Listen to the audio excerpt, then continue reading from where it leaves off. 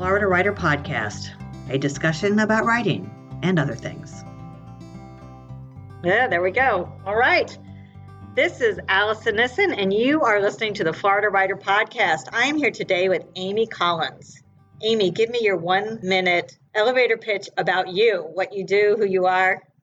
After years of working with top big publishers and after 12 years of owning my own book distribution company, I now, and for the last few years, have moved into education. My job is to try and teach authors and people who want to start their own publishing enterprises, whether it's self-publishing or small independent publishing.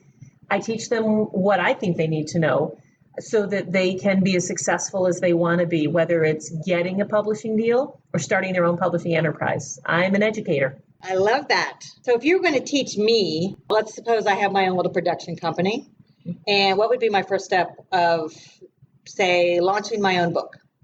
Well, we'd start by doing market research, finding out if people actually read books on your topic, because there's a really good chance that whatever you want to write about would make a fabulous book, but there's also a really good chance that it's a topic that maybe no one buys books on.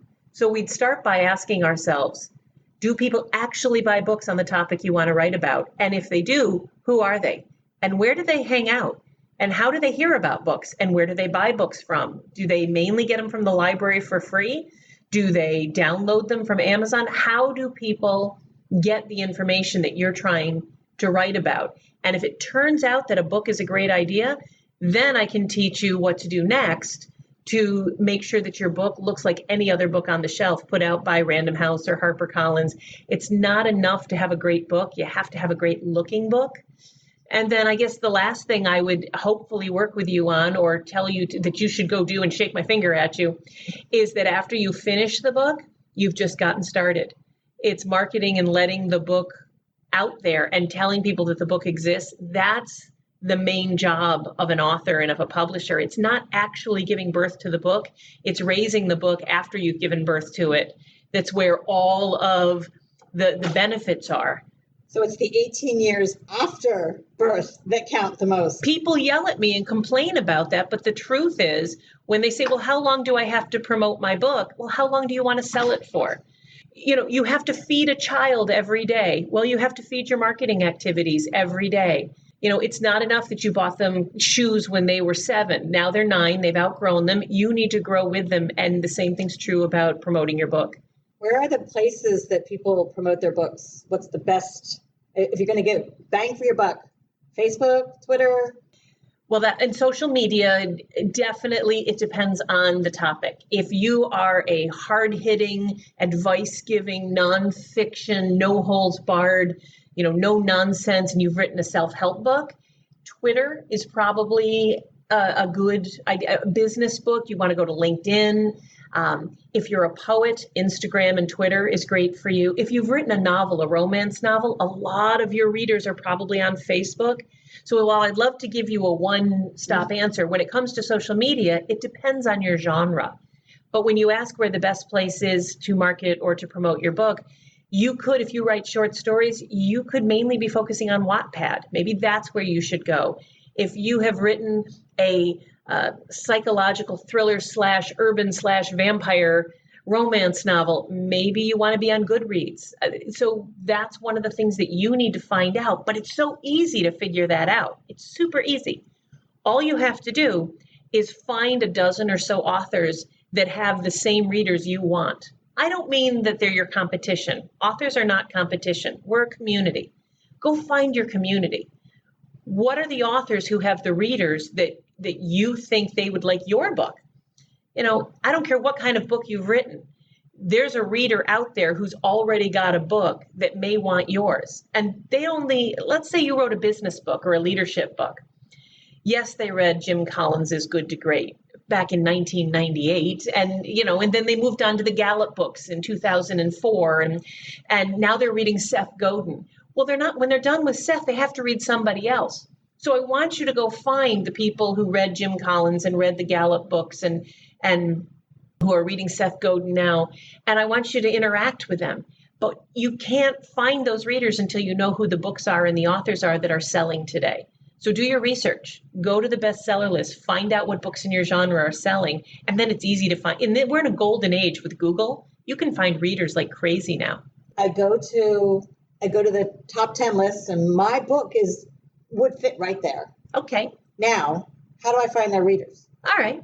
Give me if you would, tell me the category for your book. Memoir. All right, so you've written a memoir, and let's say, and this is not for you, but I'm going to go a little bit further than that, and I'm going to say that this particular book you're talking about is a memoir about a somewhat challenging childhood, and then there's overcoming some sort of adversity. Can we? Yes. Okay, so we'll go with that. So what I would do is I would go to The Glass Castle or any one of the books that I think are a similar feel. I'd go right to Amazon.com.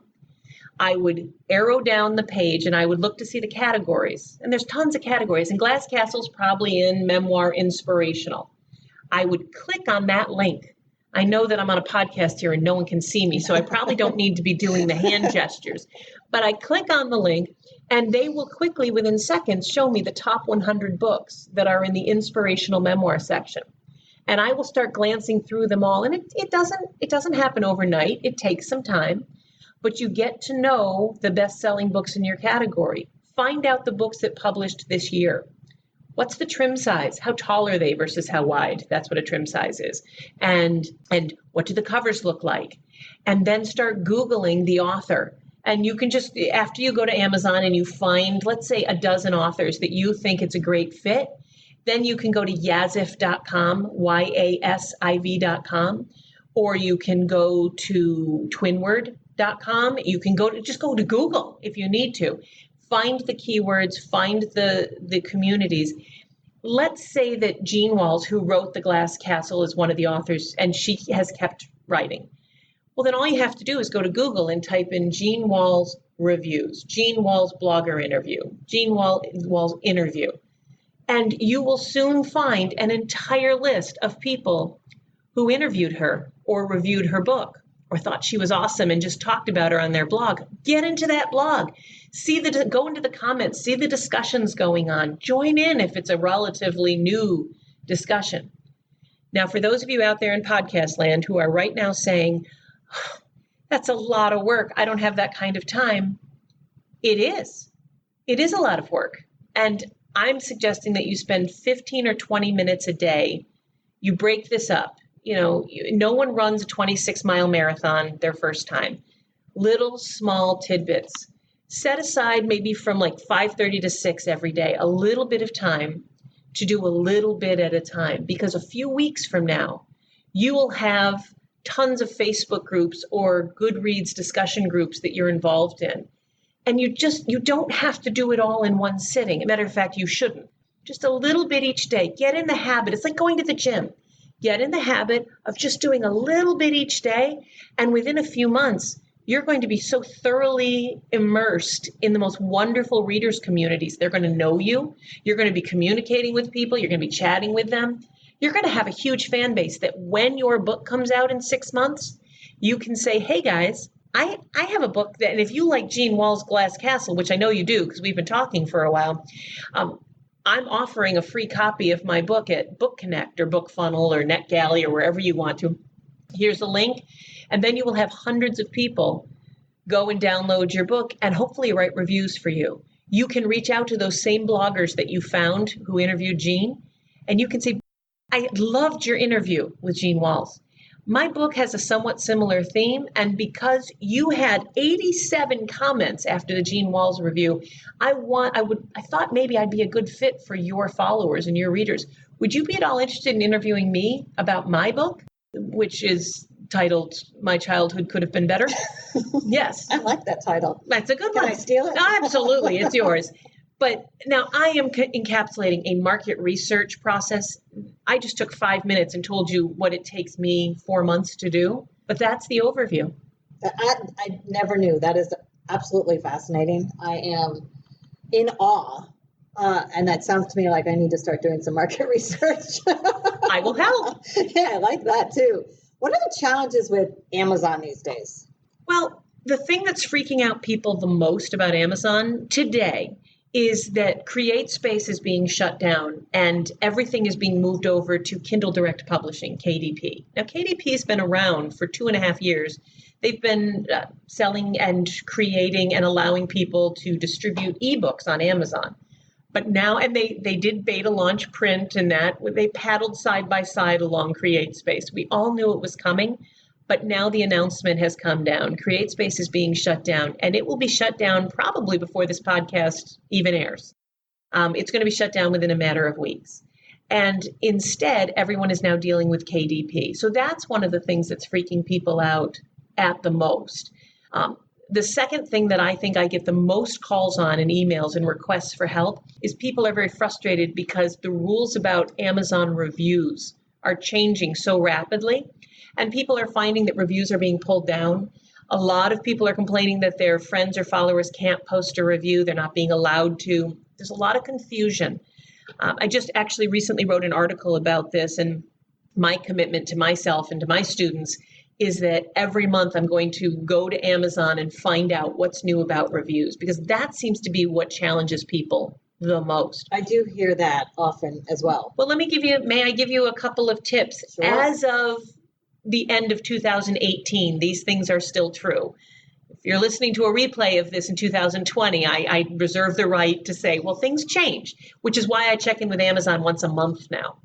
But some of the things that we do that are no longer cool, that used to be, things that used to be okay and are not okay anymore. You cannot go out on you should not go out on social media and ask your friends to go to Amazon and review your book. Amazon has a no solicitation rule. And if you find yourself in violation of that, you will often get the reviews yanked without even a chance. There's no second chances. If a review is pulled by Amazon, it says right on their community guidelines, that person is not allowed to review your book a second time. There is no do-over. So be very, very careful that you do not ask your people on social media to review your book on Amazon. You are allowed to say, I am offering review copies of my book.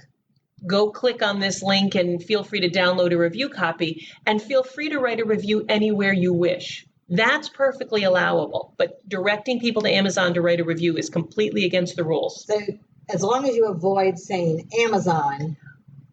And as long as you avoid, I don't want anyone to be cute and say, go to a site that rhymes with Bamazon. I mean, people know what you want.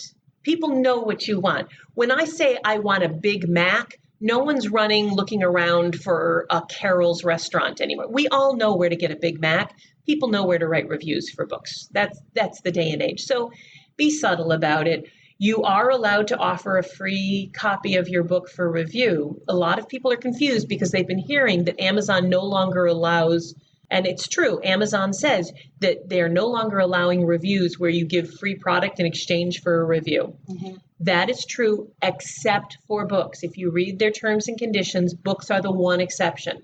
Amazon understands that review copies have been around for hundreds of years, and they're not going to mess with that. Review copies are okay. But again, you're not allowed to solicit. You can offer a book for review, do not solicit.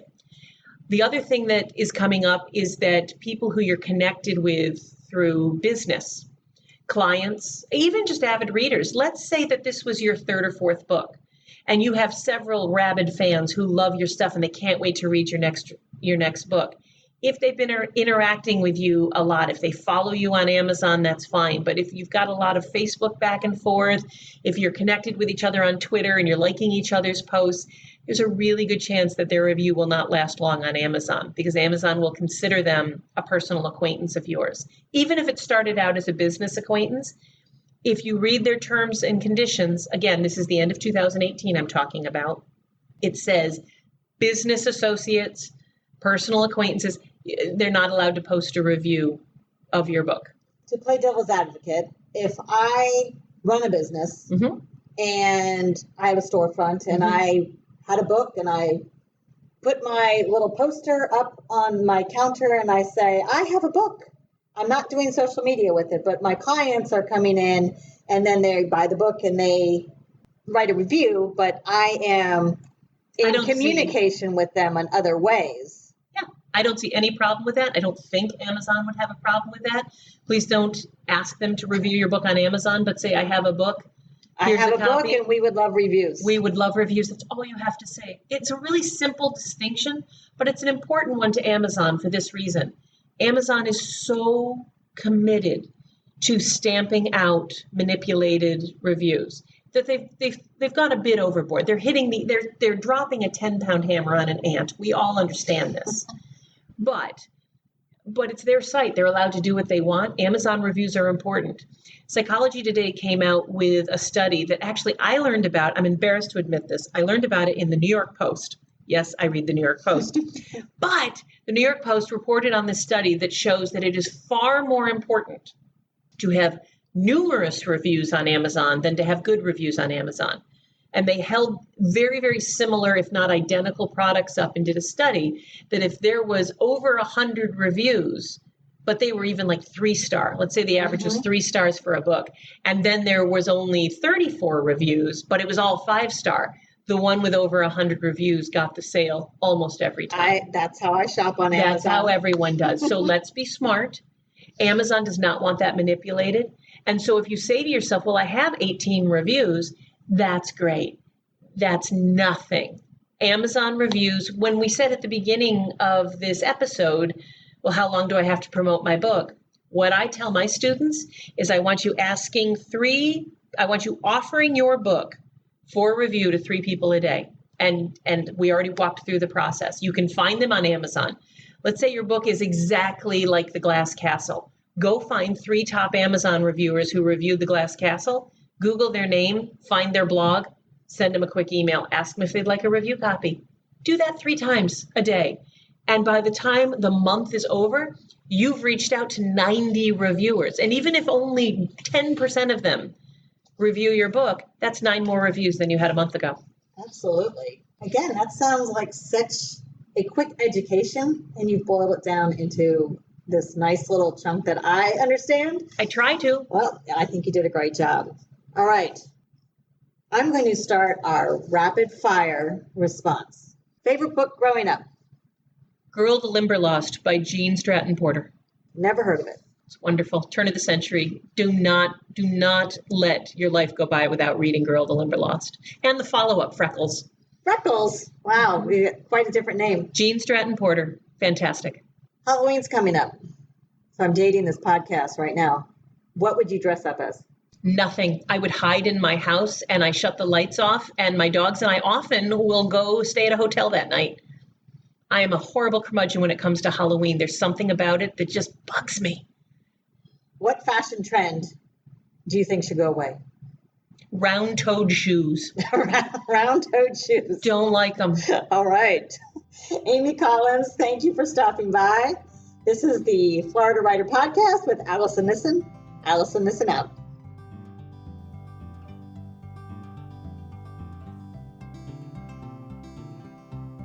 Amy Collins is the president of New Shelves Books, one of the best-known book sales and marketing agencies in the U.S. For more information about Amy Collins, visit her at www.newshelves.com. For more information about the Florida Writers Association, visit us on the web at www.floridawriters.net.